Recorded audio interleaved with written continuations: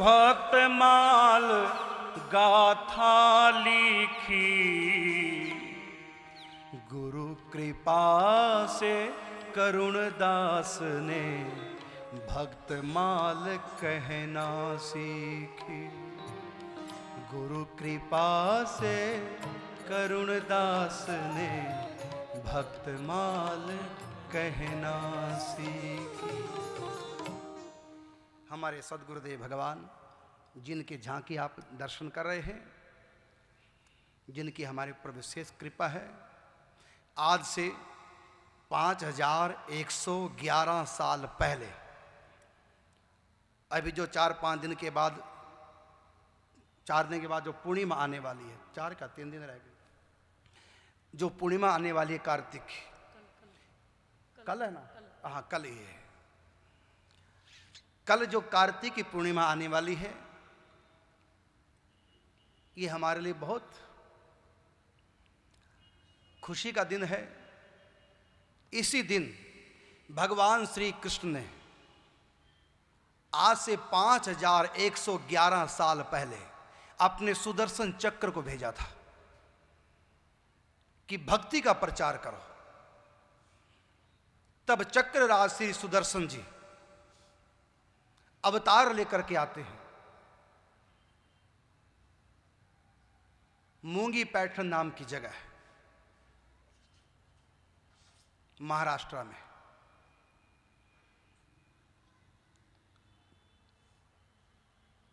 तो सुदर्शन चक्र जी के अवतार हैं, जिनका नाम हुआ श्री निम्बारकाचार्य जी महाराज। आप इधर दर्शन कर रहे हैं, ये हमारे आदि गुरु हैं, आचार्य भगवान श्री निम्बारकाचार्य जी।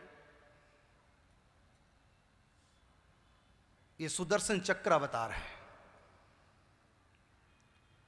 पूर्णिमा के दिन, कार्तिक शुक्ल पूर्णिमा के दिन, चक्रराज श्री सुदर्शन जी श्री निम्बारकाचार्य जी के रूप में प्रकट हुए इस धराधाम पर।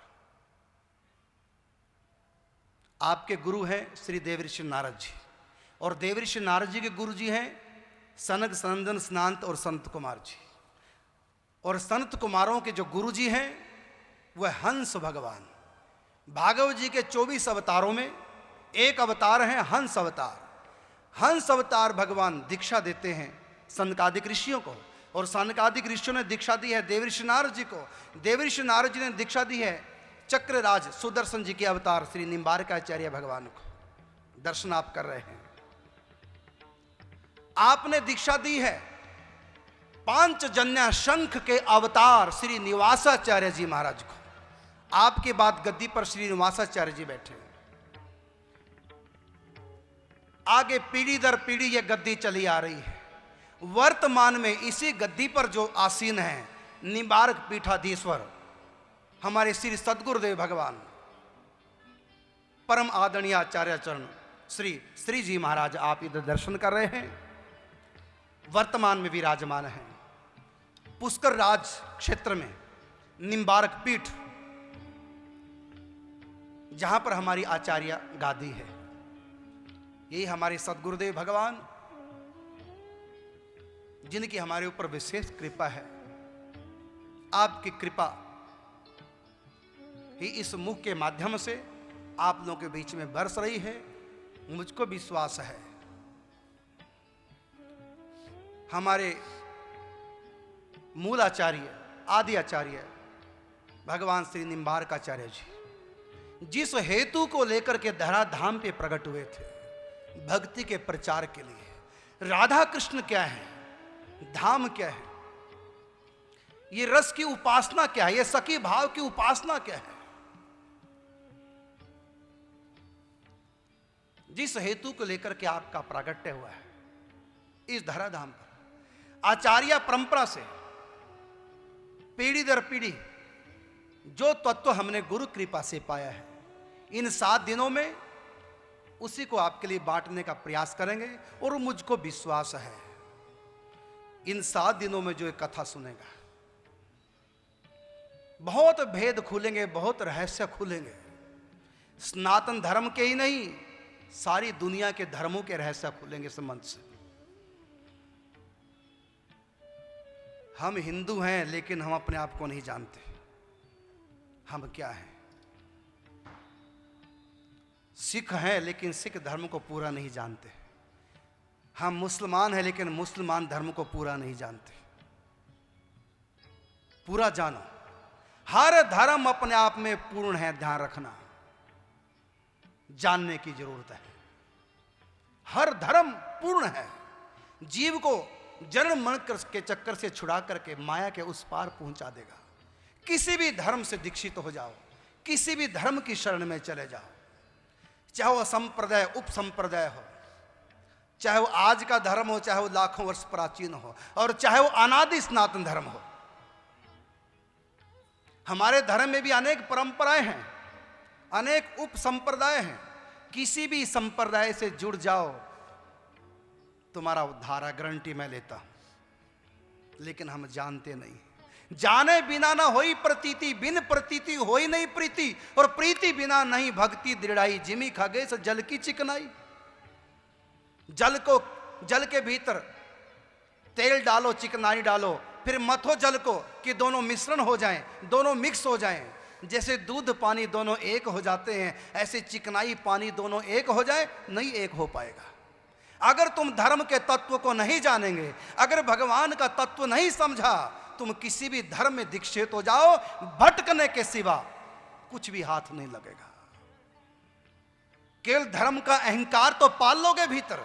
जिस अहंकार को खत्म करना है, उसी अहंकार की और पुष्टि करोगे धर्म से जुड़ करके। हमारा धर्म सबसे बड़ा है, हम सबसे बड़े हैं, बाकी सब छोटे हैं, बाकी सब धर्म गलत हैं, हम ही सच्चे धर्म वाले हैं। हमको मिलेंगे भगवान, और तो सब नरक जाएंगे। ये जो गलत फहमी आज के धार्मिक समाज में सब धर्मों में पल रही है, ये बहुत बड़ा कांड कराने वाली है, अगर आज कोई इससे बाज नहीं आया तो। 7 दिनों में इसके ऊपर मैं काफी प्रकाश डालने की कोशिश करूंगा, सब धर्मों का रहस्य उद्घाटन करूंगा। और मुझको विश्वास है 7 दिन की मेरी इस कथा को केवल सनातन धर्म के राधा कृष्ण सीताराम को मानने वाले ही नहीं, जितने भी विश्व में आज धर्म हैं, हर धर्म का व्यक्ति सुने इस कथा को।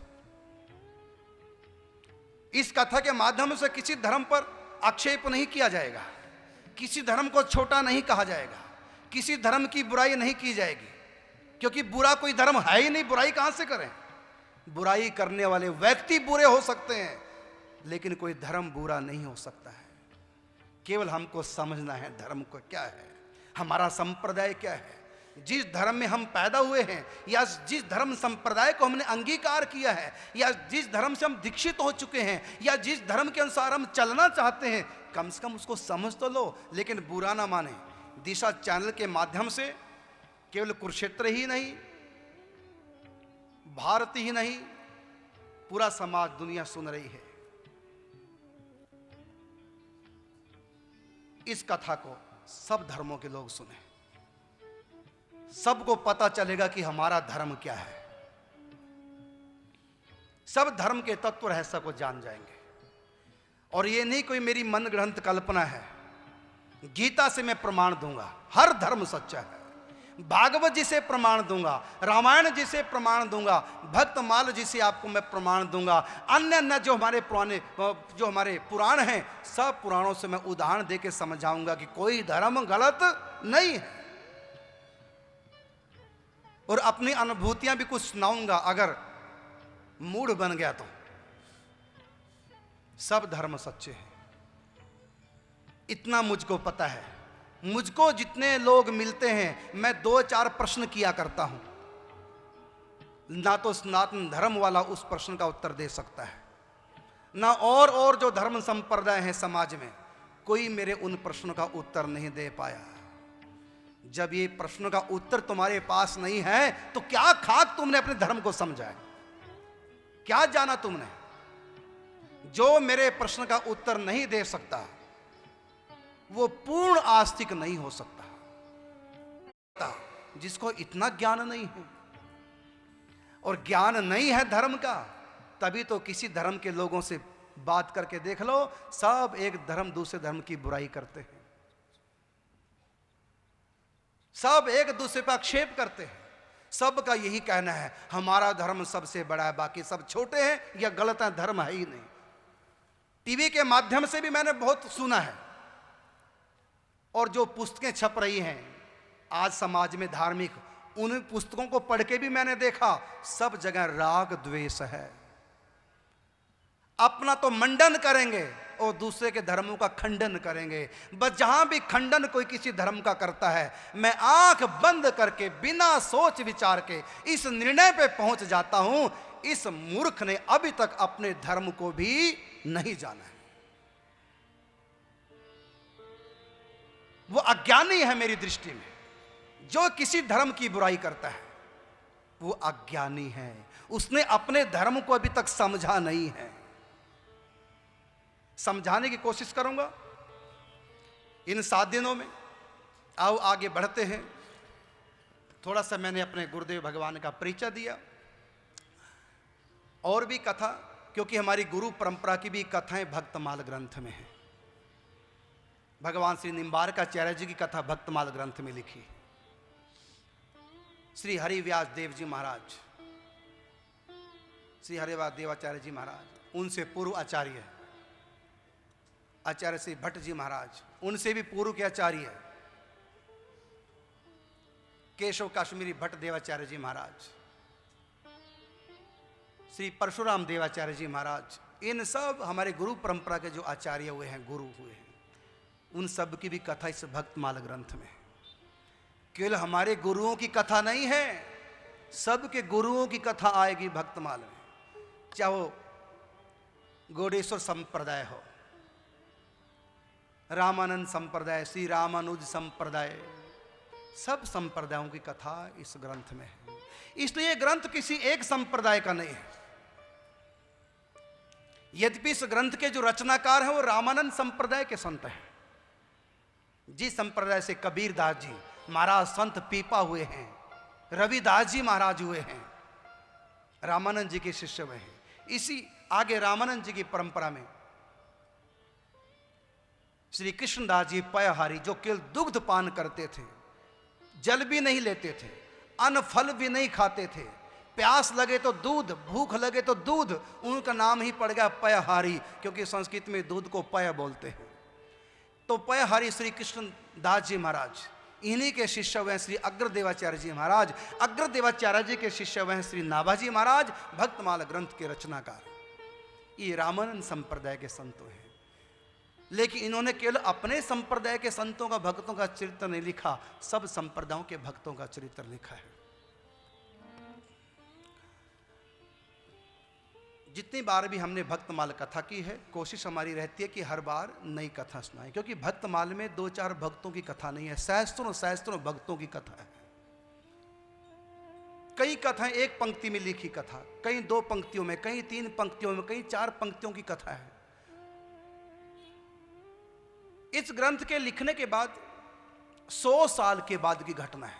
श्री प्रियादास जी महाराज हुए हैं, गौड़ेश्वर संप्रदाय के संत हुए हैं। श्री मनोहर दास जी के परम कृपा पात्र शिष्य श्री प्रियादास जी महाराज तीर्थ यात्रा करते करते गलता जी पहुंचे। यह उस समय की घटना है जब श्री नाभाजी महाराज शरीर छोड़ के जा चुके थे परमधाम में। भक्तमाल लिखने के 100 साल के बाद की घटना है। श्री प्रियादास जी महाराज गलता गद्दी पर दर्शन करते करते तीर्थों के जब पहुंचे, वहां पर ध्यान कर रहे थे, हरि कीर्तन कर रहे थे। ध्यान में ही नाभाजी महाराज प्रकट हो गए। संत कभी मरते नहीं, आज भी है, श्रद्धा विश्वास अगर है तो। यद्यपि 100 साल पहले देह छोड़ चुके थे, लेकिन नाभाजी महाराज प्रियादास जी के सन्मुख प्रकट हो गए चिंतन में और कहा कि 100 साल पूर्व मैंने जो भक्तमाल ग्रंथ लिखा है उसकी टीका करो, उसकी व्याख्या करो, जो साधारण व्यक्ति भी उन लीलाओं को समझे। क्योंकि नाभाजी महाराज ने जो ग्रंथ की रचना की है वो सूत्रात्मक ग्रंथ है, केवल भक्तों के चरित्र के सूत्र लिखे हैं, बस छोटा छोटा चरित्र लिखा है, हर व्यक्ति इसको समझ भी नहीं पाएगा। कहीं तो भक्तों का चरित्र लिखा नहीं, केवल उनके नाम लिखे हैं। और कई चरित्र के लिए एक पंक्ति में लिख डाले। नाभाजी को हुआ था कि मैंने जो भक्तमाल ग्रंथ लिखा है समाज उसको समझ नहीं पाएगा, क्योंकि सूत्र रूप में, सूक्ष्म रूप में लिखा है। इसका विस्तार करके कोई समझाए तो योग्य कोई पात्र मिले। भगवती योग माया की कृपा से योग्य पात्र मिला, श्री प्रियादास जी महाराज। नाभाजी प्रकट हो गए हृदय में उनके सन्मुख और कहा कि मैंने जो सूत्रात्मक ग्रंथ लिखा है श्री भक्तमाल जी, उसके ऊपर तुम टीका लिखो, उसकी व्याख्या करो, उसका सरलार्थ करो। तब नाभाजी से कृपा प्राप्त करके श्री प्रियादास जी महाराज ने भक्तमाल ग्रंथ के ऊपर टीका लिखी है। आपको हम टीका सहित भक्तमाल की कथा सुना रहे हैं। आप लोग बिल्कुल अनजान हैं। बहुत लोग पूछ रहे हैं कि भक्तमाल क्या है। मुझको प्रारंभ से ही ABC शुरू करनी पड़ेगी आप लोगों के लिए। भक्तों का चरित्र, संतों का चरित्र, ये नाभाजी ने कैसे लिखा? आंख बंद करके बैठ गए नाभाजी, अपने आप ही संत चरित्र उनके हृदय में प्रकट होता गया। संत उनके हृदय में आते गए, अपना चरित्र प्रकट करते गए और ये समाधि में लिखते गए ग्रंथ को। ये ग्रंथ बुद्धि से प्रकट नहीं हुआ है, ये मति से प्रकट हुआ नहीं ग्रंथ, ये स्वतः ही प्रकट हुआ है। संतों ने कृपा करके उनके अंतःकरण में अपने आप को प्रकट किया है। यमुनानगर के पास बूढ़िया नाम के गांव, आज से करीब करीब 600 साल पहले शोभूराम देवाचार्य जी महाराज नाम के एक संत ने जन्म लिया था बूढ़िया गांव में। बूढ़िया के लोग भी आज से करीब करीब 5-6 साल पहले नहीं जानते थे कि हमारे यहाँ आज से 600 साल पहले कोई शोभूराम देवाचार्य जी महाराज नाम के संत ने जन्म लिया। वो वहाँ के लोग भी नहीं जानते थे। हाँ, समाधि अवश्य थी और समाधि के ऊपर लिखा था शोभाराम जी, लेकिन लोगों को किसी को नहीं पता कि शोभाराम कौन है, कौन इनके गुरु हैं, किस खानदान में पैदा हुए हैं, क्या इनकी जन्मभूमि, क्या इनकी लीला है, क्या क्या इन्होंने कर्म किए हैं। ये कुछ भी ABC कुछ नहीं जानते थे वहां के लोग। बल्कि हमने कहा था भाई यहाँ पर शोभूराम देवाचार्य जी नाम के एक संत हुए हैं, भक्तमाल में उनकी कथा आती है और तुम उसको जानते नहीं। तो लोगों ने कहा कि एक समाधि तो बूढ़िया गांव में है, शोभाराम उसका नाम है। और हमने जब जाकर देखा तो शोभूराम देवाचार्य जी का जैसा वेशभूषा वैसा नहीं थी। ऊर्ध्व पुंड्र तिलक नहीं था, त्रिपुंड तिलक था। लाल कपड़े पहना रखे थे सन्यासियों जैसे, जबकि शोभूराम देवाचार्य जी श्वेत वस्त्र पहनते थे और ऊर्ध्व पुंड्र तिलक लगाते थे जैसे हमारा लगा हुआ है। लोगों को पता नहीं था कुछ भी।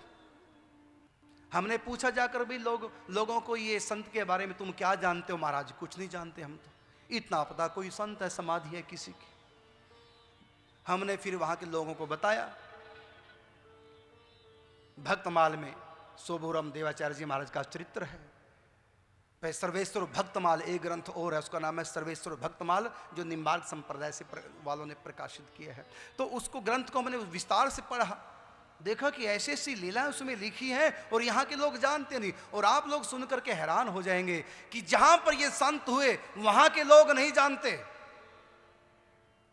और 600 किलोमीटर दूर, 500-600 किलोमीटर दूर बैठे हैं नाभाजी महाराज जयपुर में। आंख बंद करके बैठे बैठे जान गए कि जगाधरी के पास बूढ़िया नाम के गांव में शोभूराम देवाचार्य जी नाम के संत हुए हैं। किस स्थिति में जन्म हुआ, कैसे जन्म हुआ, कौन उनके गुरु थे, कैसे कैसे साधना की, कैसे कैसे भक्ति का प्रचार किया, बैठे बैठे लिख दिया। आप सोचिए संतों की क्या पावर है। इसलिए भक्तमाल ग्रंथ ये किसी इंसान का लिखा हुआ नहीं है साधारण का, ये भगवान की पावर ने लिखा है, ये संतों की पावर ने ग्रंथ लिखा है। नहीं तो जयपुर में बैठे बैठे कैसे जान जाएंगे कि बूढ़िया गांव में कोई संत हुए हैं।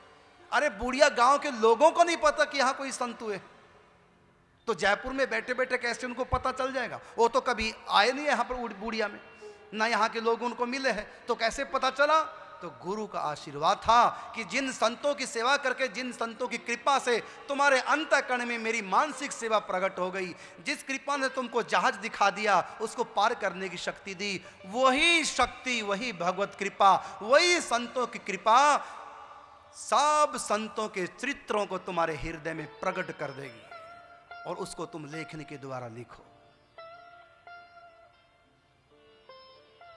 तब नाभज ने इस भक्तमाल चरित्र को लिखा, भक्तमाल गाथा को, इतिहास को लिखा है। इस इतिहास के, इस भक्तमाल ग्रंथ के जो प्रथम श्रोता हैं वो स्वयं भगवान है। जैसे भक्तों को भगवान की कथा बहुत पसंद है, ऐसी भगवान को अपने भक्तों की कथा बड़ी पसंद है। इसलिए कथा से पूर्व में भगवान से प्रार्थना की जाती है, हरिजू आए विराजिए, कथा सुनो इतिहास, तुम श्रोता भक्तमाल के। भक्तमाल के मुख्य श्रोता स्वयं भगवान है। यही कथा गोवर्धन नाम के संत कर रहे थे जयपुर में। आधी कथा छोड़ी, क्योंकि कथा कभी पूरी नहीं होती, इसको सुनाने के लिए कई महीनों लगते हैं। फिर उनको आगे यात्रा के लिए जाना था। जयपुर निवासियों को गोविंद मंदिर में सुना रहे थे, तो कहा कि भाई बाकी कथा हम बाद में सुनाएंगे, अपनी यात्रा कराएं, लौट कर सुनाएंगे। जयपुर के लोगों ने कहा महाराज बहुत ठीक, आप जब आएंगे वापस वृंदावन लौटेंगे तो जयपुर रास्ते पड़ेगा, आप शेष कथा सुना कर जाएंगे, इस शर्त पे हम आपको जाने देंगे। संत ने स्वीकारोक्ति दे दी। संत अपनी यात्रा के लिए निकल गए। यात्रा से लौट करके श्री गोवर्धन दास जी महाराज फिर गोविंद देव मंदिर जयपुर में आए। फिर भक्तमाल कथा प्रारंभ हुई।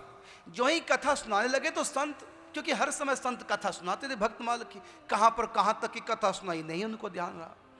तो कथा प्रारंभ करने से पहले बताया लोगों को, जयपुर निवासियों को कहा कि भाई पिछली बार जो हमने कथा यहाँ की थी, तो आप बताओ कहाँ तक की कथा की थी, कौन से भक्त के चरित्र तक कथा हुई थी। तो बेचारे गर्भ गृहस्थी के झंझटों में पढ़ने वाले कहाँ जानते हैं। अखबार तो मन से पढ़ेंगे, पिक्चर तो मन से देखेंगे, दुनिया की चर्चा भी मन से सुनेंगे सुनाएंगे, लेकिन भगवान की चर्चा की याद ही नहीं रहती कहाँ तक हुई थी, क्योंकि पूरा मन नहीं देते। तो श्री गोवर्धन दास जी महाराज ने पूछा जयपुर निवासियों को, भाई बताओ ये भक्तमाल कथा मैंने कहाँ तक सुनाई थी आप लोगों को। वहीं से भी प्रारंभ करते हैं। श्रोताओं में कोई भी नहीं बता सका कथा कहाँ तक हुई थी। संत को क्रोध आ गया कि तुम लोग कथा के अधिकारी नहीं, तुम कथा को ध्यान से श्रवण नहीं करते, इसलिए ऐसे निरस लोगों को क्या कथा सुनाऊं मैं। ये तो कथा की बेकदरी हो रही है। इनको इतना भी नहीं पता कि कहां तक की मैंने कथा सुनाई, भूल गए सब। हम नहीं कथा सुनाएंगे, तुम लोगों का अधिकार ही नहीं कथा। नहीं सुनाई कथा, लगे चलने वहां से अपनी पोथी उठाकर। जाते समय मंदिर में प्रणाम लगे करने, शिकायत की मेरी कथा को कोई ध्यान से नहीं सुनता। गोविंद देव ठाकुर जी की आंखों में आंसू लगे बहने। मंदिर में से आवाज आई, स्वयं ठाकुर जी ने आकाशवाणी के माध्यम से कहा, इस कथा को मैं ध्यान से सुनता हूं। रविदास जी की कथा हो चुकी है, आगे की कथा प्रारंभ कीजिए। स्वयं भगवान ने कहा मेरे लिए कथा कीजिए, मैं श्रोता हूं, मैं अपने प्रेमी भक्तों की, संतों की कथा को ध्यान से सुनता हूं, जिन्होंने मेरे लिए घर बार त्याग दिया, समस्त दुखों को तिलांजलि दे दी, कितने बड़े बड़े दुख सहे, लेकिन मेरी भक्ति नहीं छोड़ी, मेरे प्रेम में जो रोए, जिनकी प्रेम में, जिनकी भक्ति में प्रसन्न होकर के मुझको प्रकट होना पड़ा, जिन्होंने मुझको प्रकट होने के लिए लाचार कर दिया, ऐसे प्रेमी भक्तों का चरित्र मुझको बहुत ही प्रिय है, और इस कथा को तुम मेरे लिए सुनाओ। पुजारी ने स्पष्ट वाणी सुनी, गोवर्धन दास जी ने सुनी। उसके बाद तो संतों में बात प्रचलित हो गई कि भक्तमाल कथा के प्रथम श्रोता स्वयं भगवान है। इसलिए जब कथा प्रारंभ करते हैं सबसे पहले आह्वान किया जाता है भगवान का, हरिजू आए विराजिए, कथा सुनो इतिहास, तुम श्रोता भक्तमाल के, तुम पद रज मम आस। प्रभु आओ, आपको अपने प्यारे संतों की, भक्तों का ये जो चरित्र है, कथा बहुत प्रिय है, आइए आप इस कथा को सुनने के लिए पधारिए। और इस कथा में आते हैं, प्रभु स्वयं भी आनंद लेते हैं, और जितने भी श्रोतागण इस सत्संग पंडाल में बैठे हैं सबके ऊपर कृपा दृष्टि करते हैं। सब मेरे प्रेमी संतों की, भक्तों का चरित्र सुनने के लिए देखो बैठे हुए हैं। सबके ऊपर कृपा दृष्टि करते हैं, सबको अपना भक्त बनाकर भगवान चले जाते हैं। इसलिए सब इस कथा में पंडाल में आके सुनो। बहुत से लोग हैं कुरुक्षेत्र के, बाहर के लोग दिशा चैनल के माध्यम से घर बैठे टीवी पर देख रहे हैं तो कोई बात नहीं, लेकिन कुरुक्षेत्र के लोग अगर बैठ के देखेंगे तो ये तो उनका हतभाग्य ही कहूँगा। बिल्कुल पास में कथा हो रही है। इसलिए मैं दिशा चैनल के माध्यम से सभी का आह्वान करता हूँ, जो आसपास के लोग हैं, कुरुक्षेत्र के आसपास के, वो सब इस कथा में पंडाल में बैठ करके कथा का श्रवण करें, आनंद लें। यहाँ पर साक्षात भगवान का निवास है। इस कथा में जहाँ हरि के नाम का होता है गुणगान, वहीं अयोध्या द्वारिका, वहीं बसे भगवान। नाम बसामी वैकुंठे, वैकुंठ छोड़ दिया, नाम बसामी वैकुंठे, योगी नाम हृदय न च, योगियों के हृदय को भी छोड़ दिया। कहाँ है? नाम बसामी वैकुंठे, योगी नाम हृदय न च, मद भक्ता यत्र गायंती तत्र तिष्ठामि नारदा। हे नारद, मैं वहीं निवास करता हूँ जहाँ मेरे भक्त प्रेम से मेरा गुणानुवाद करते हैं, गुणगान करते हैं।